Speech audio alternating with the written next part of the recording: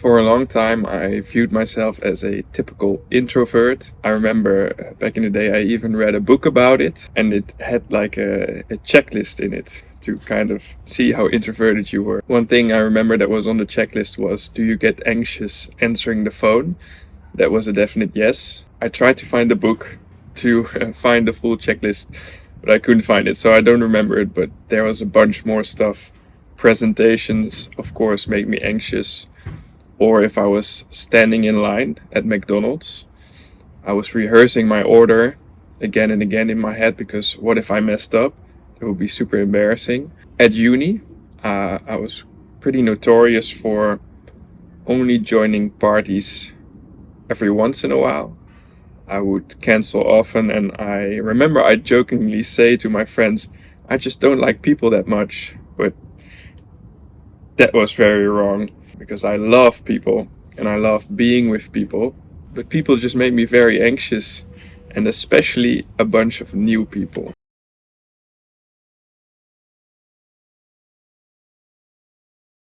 So when I tell people I used to struggle with this, they'll often ask me, so right now, are you not anxious anymore when you engage in social situations, when you meet new people? This is often a goal people set to not feel anxious in social situations. But if you want to work on building social connections, it's very useful to make it okay to be anxious. Wanting to build social connections, but wanting to avoid anxiety is kind of like wanting to learn how to be a runner without sweating. It's way more useful to be able to experience anxiety and still engage in social situations. Great mental health is about having any feelings whilst doing the stuff we care about. So when I was searching for the book I read about being an introvert, I did find another book I read way back in the day. This was like probably not long before my mental health started to really deteriorate. I read this book, The Six Pillars of Self-Esteem. And this ties in perfectly to the next point. So you also don't need to build self-esteem or build confidence or feel confident. You can just do stuff with any feelings. So just like it is very useful to not want certain feelings to be gone, it's also very useful to not want certain feelings to be present or need them to be present. So you don't need to feel confident before you can go and engage in social situations. You don't have to build that up first. This is not about confidence. This is about doing stuff you care about.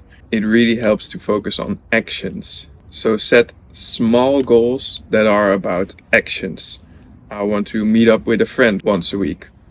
Or I want to talk to one new person at this event. Or I want to talk to the cashier at the supermarket. And then if you've done that thing, you've succeeded. Doesn't matter if it triggered a huge panic attack. A switch that is very useful to make is the switch from getting to giving.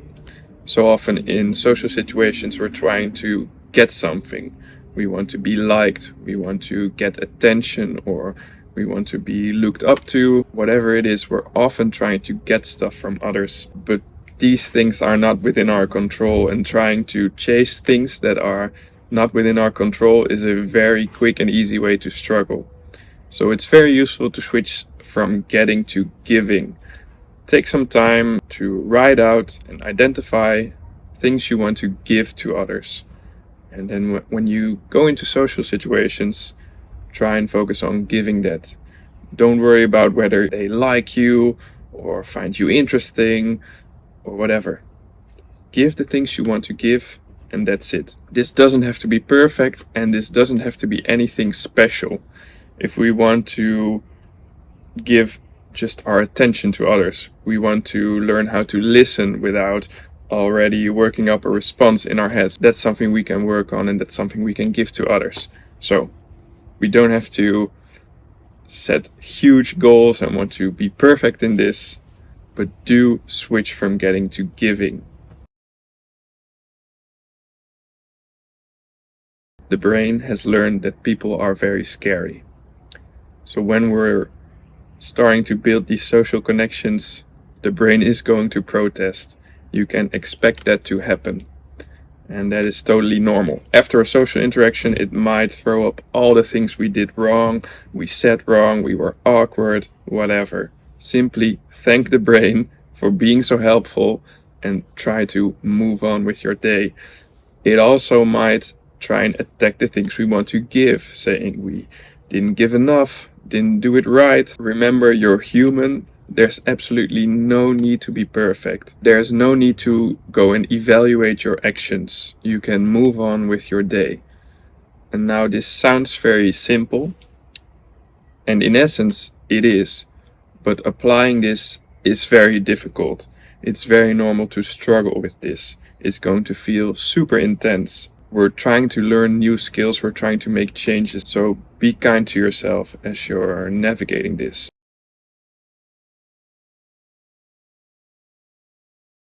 It can be very helpful to be aware that many of the mental illness diagnoses have a very social component to them. There's many different labels, and often people get a label based on the superficial symptoms, the superficial obsessions they struggle with. But if we dig a little deeper, we can see that many diagnoses boil down to very similar fears.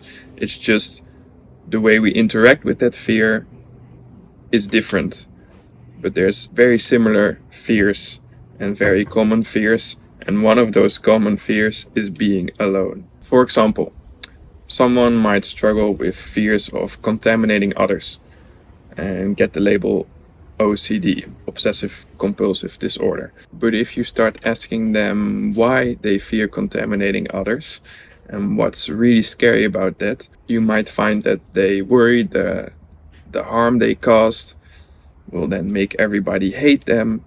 No one will want to hang out with them anymore. They'll be ostracized from community.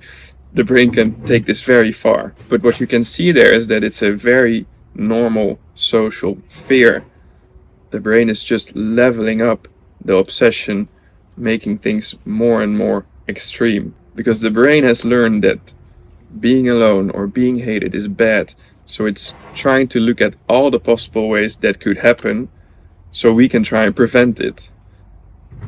But spending time and energy trying to prevent that actually takes time and energy away from engaging in social situations, doing those things we care about. So working on building relationships, building community can be a great way to also tackle those OCD fears and obsessions. It's highly likely that starting to engage in more social situations will get the brain throwing up all those ways in which we might mess it up, why people are going to hate us. And when it does that, you can give yourself a hug.